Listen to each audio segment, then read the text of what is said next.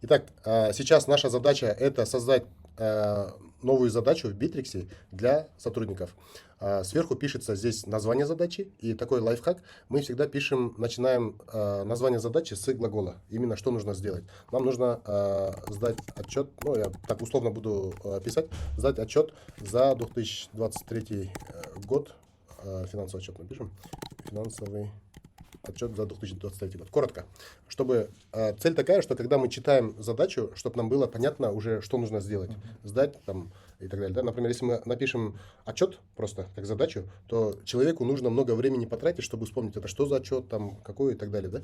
И мы пишем коротко «сдать финансовый отчет». И ниже здесь мы пишем описание. И описание нужно тоже коротко как бы расписать. Нужно идти так, что как будто мы это делаем на удалении. То есть, например, говорит где-то за границей, и он пишет задачу, чтобы человек, прочитав эту задачу и прочитав описание, он все понял, и у него были все необходимые документы здесь. Да? И пишем сдать нужно отчет за 2023 год с мая по декабрь по продажам, да?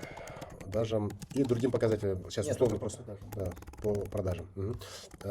И здесь, что есть еще, можно отмечать людей. То есть, например, собачку поставим. Опа, сейчас.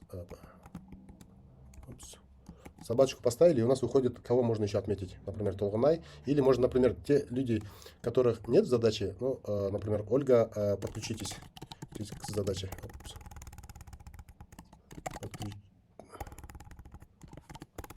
Подключитесь к задаче. Например.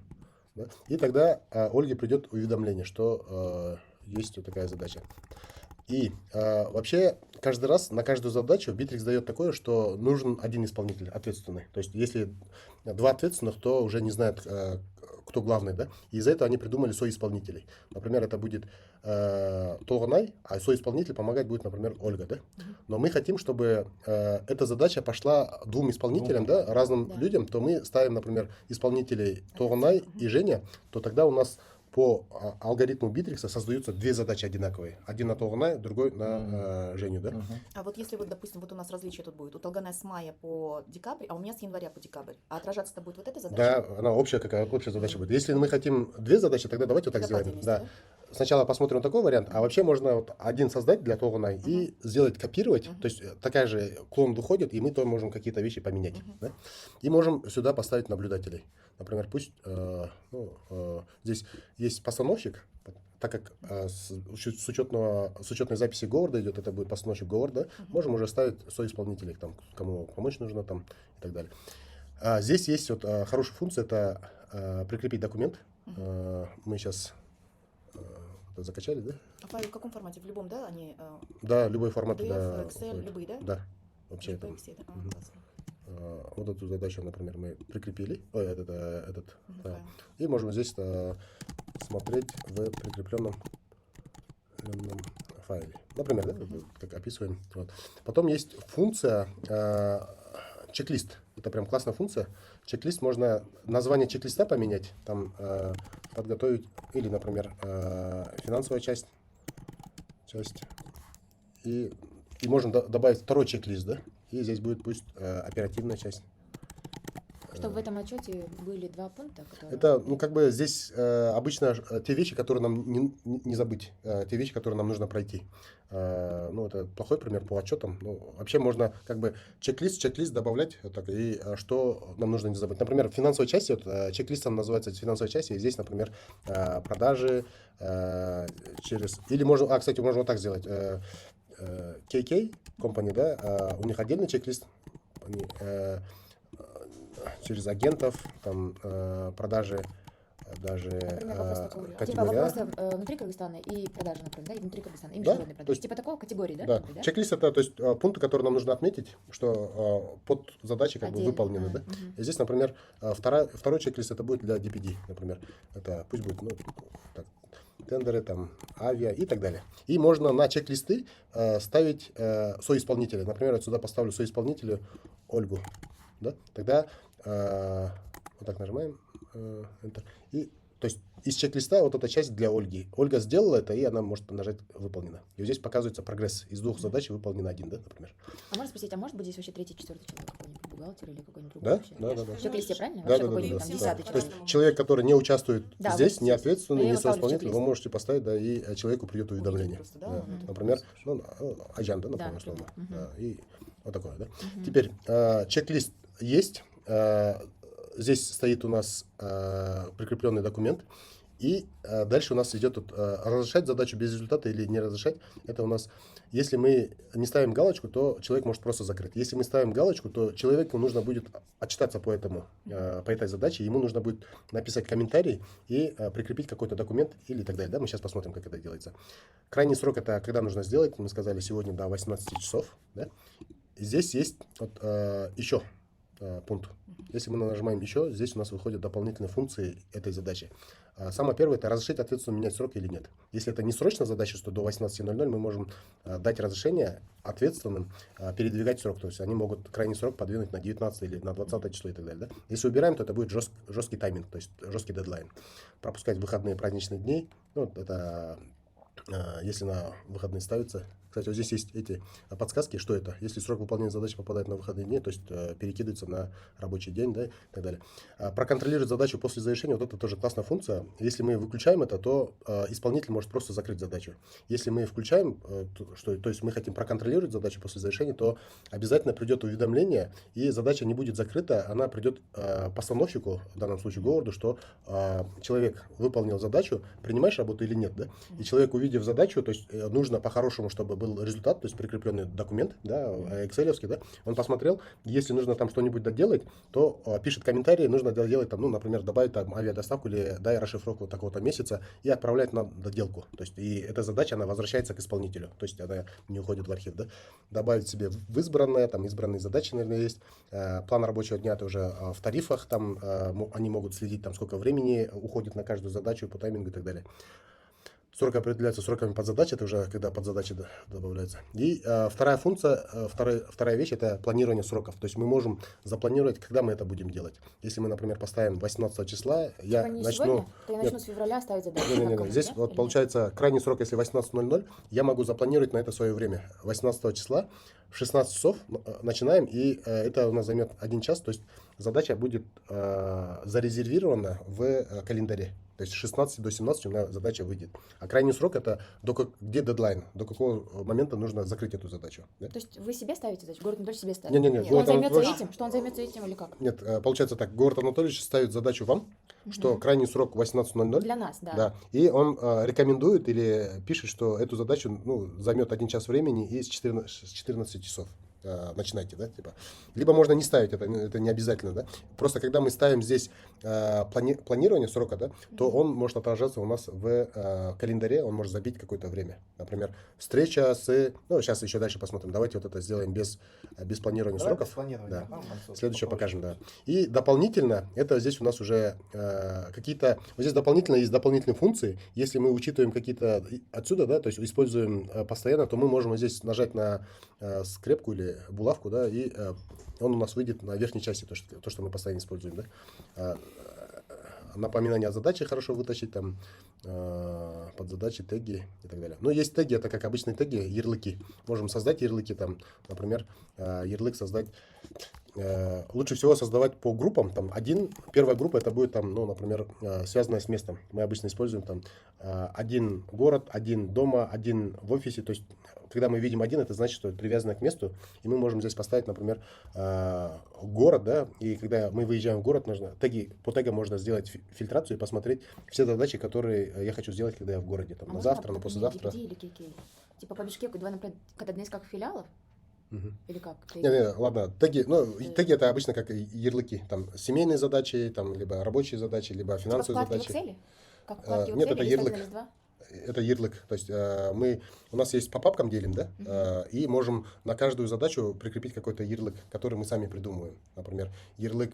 К врачу тебе Подпапка? надо сходить. Типа подпапка? Личные дела, правильно понимаю? Ну да, это, сортировка задач по какому-то типу. Например, по срочности можно срочные, несрочные, там По вот так этому одному поделить. вопросу. Да? Да. Ладно, не будем Нужно, углубляться. понять вот теги, ярлыки. Ярлыки, они везде одинаковые. Там, например, в задачниках, либо в блокноте есть теги, да. То есть мы метим, ставим, это обычно и Один есть. раз увидите и сразу поймете. Да. Профессионал знает.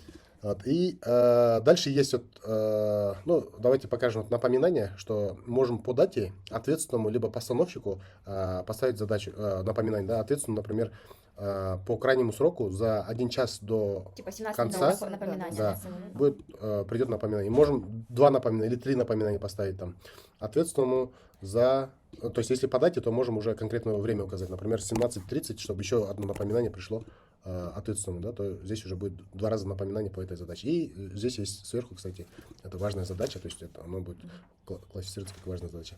По остальным, ну, это вещи давайте сразу рассмотрим тогда. Например, вот это можем вытащить наверх. Это у нас повторяющиеся задачи. Это прям классно будет, если мы хотим, например, каждый вторник, да, там, например, в 9 часов проводим собрание, да, то есть мы можем здесь неделя, каждый вторник, там, например, 9 часов. Это в там. этой же задаче? Да, это в этой же задаче. Если мы хотим сделать задачу регулярной, то есть повторяющейся. Вот, я вот это хотела спросить. Например, мне каждый месяц нужно, чтобы отчет мне предоставляли. Да, например. вот классно, можно И будет не это каждый сделать. раз мне не хочу ставить, Да, а да, чтобы да, да. наперед уже на полгода Да. поставили. Да. И она была напоминание, файлы, все было Все можно сделать, да. наперед. Вот. И CRM это, ну, подвязывание карточки контакта и так далее, это уже потом посмотрим. То есть, грубо, это можно какому-то контакту, либо какой-то компании привязать эту задачу. И в следующий раз, когда мы заходим в компанию, мы можем посмотреть по этому контакту, что нужно сделать, или по этой компании, что нужно сделать. Либо посмотреть, ну, давайте поставим гость, да, например, компании. Ставим задачу, вот, сохранить задачу, все, мы поставили эту задачу. И мы здесь видим... Можно спросить сразу? Вот вы сейчас последнее то, что добавили, то есть вы сделали так, что город Анатольевич будет ежемесячно 18 Не, января. я убрал повторяющую задачу. А да. так, Я если просто вы показал. поставили бы, повторяю, что ежемесячно 18 января до 18:00 мы должны ему каждый месяц скидывать этот Да, отчет, да. Месяц раз, да? Да, можно делать так. Да, И это вот тоже хорошо. Удобно. здесь получается вот сдать Здесь финансовый он отчет с фото, да? с фото, и он создал 2 задачи, потому что мы поставили 2 исполнителей. Мы можем зайти, хорошо. Да. мы можем зайти, посмотреть. Вот, здесь отражаются чек-листы. Например, Ольга увидела, кстати, вот Айджан тоже соисполнителем выступает, потому что мы ее добавили в DPD, да, в чек-лист. Она, Айджан, заходит, посмотрела, свою часть сделала. Кстати, как мы делаем эту задачу? Да? В комментарии заходим, и мы пишем, например, отчет за, например, по авиа. Допустим, это пишет Айджан, да, у нас отчет по авиа за 2023 год, и она может здесь прикрепить какой-нибудь документ, там, экселевский файл, да, там, ну, условно, какой-нибудь документ прикрепил и отправляет. Если это у нас результат, то есть это в виде отчета идет, то здесь нужно галочку поставить. Вот, результат и отчет. А В одной можно сказать, задаче как у может Город быть... Анатольевича это увидится в телефоне? У вас есть у Города Да. Анатольевича? Как вот от Айджан ответ к вам пришел и в каком виде это пришло? Сейчас покажу. А Это я, будет- получается, не Никто вижу, не это, мне не отвечал. пришло оповещение. Нет, комментарий один пришел. Да. А у нас есть, да, что Айджан, то есть мы видим, что Айджан что-то отправила. Да, здесь ответственно Толгунай, не нет, у меня Ворс, нет. это Подождите, Толгунай. а где мне выходит? Так, сейчас я завершу вот эту запись экрана, да? Перед этим я хочу показать Толгунай. То, что вы сказали, отправлять отчет ежемесячно, да? Какой вам отчет нужен? Например, какой-то отчет, например, там, Да. не знаю.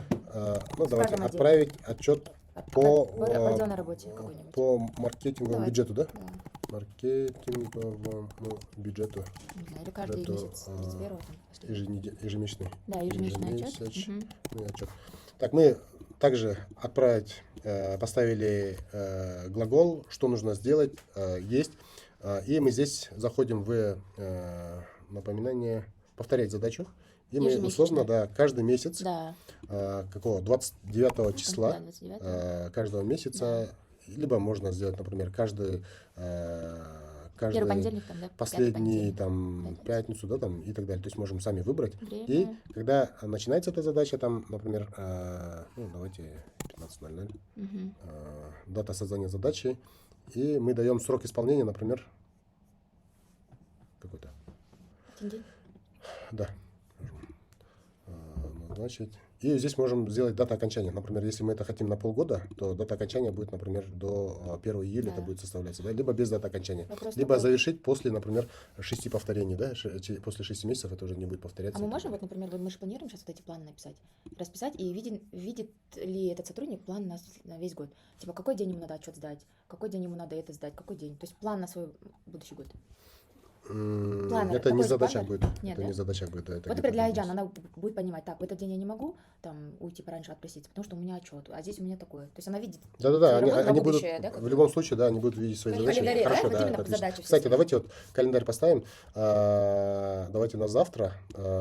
Длительность это будет 1 час с 9 часов. Окей. Можно я чуть-чуть окошко открою? Давай. Ага. И если мы закрываем все фильтры, вот появилась задача, только без срока. Кстати, вот Только мы заходим в эту задачу, открываем, и можем быстро вот здесь срок поменять. То Или есть срок так, поставить, да? понятно. какой-нибудь. Но это может поменять тот человек, Поставил который поставил задачу. задачу. Кто поставил задачу, если здесь не стоит галочка, Галочка, разрешите что ли? ответственному, да, сохранить.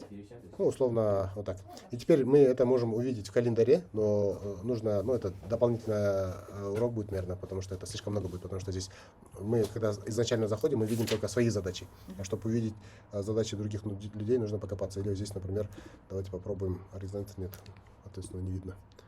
То есть каждый человек видит свои задачи, которые запланированы у него. Да? Так, Он других людей не видит, примерно, да? да. Если кому-то надо, я могу увидеть.